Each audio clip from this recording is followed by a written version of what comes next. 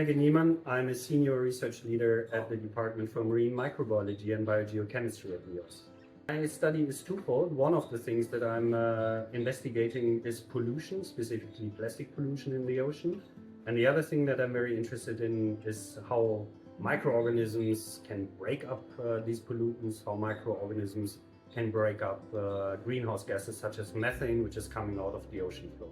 I will go out with this new research vessel on ocean basin scale cruises. So we will cross, for instance, the North Atlantic. We will also go to the Mediterranean Sea to see how much plastic is floating in the ocean, how much of this is in the so-called nanosphere, how it will affect ocean life and possibly also us in the end.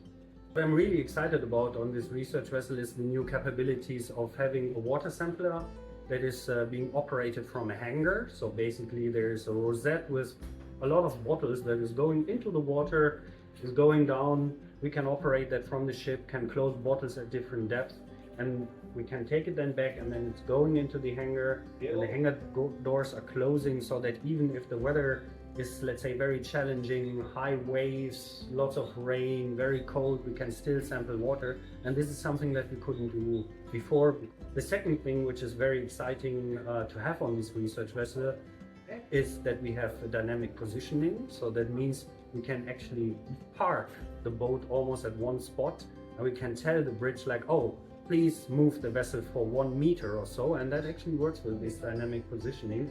So we can be really sure that the water sample that we are taking has also been taken at exactly that spot. We can now take more than 20 scientists on board. That is twice as many as we could take on Pelagia. And that actually means that we can make more use of the boat per time. So that is also, in the end, it's a more cost-efficient way of doing research. And we can take colleagues with all sorts of different specialities on board. We can do multi-purpose cruises, so where you're not just, let's say, looking at plastic degradation, but also where, for instance, work of my colleagues has been done, which is perhaps not related to this. And we can do this at the same time. So now seeing the new boat here at the wharf in Vigo was very exciting to me, because I could finally actually see how the boat looks like.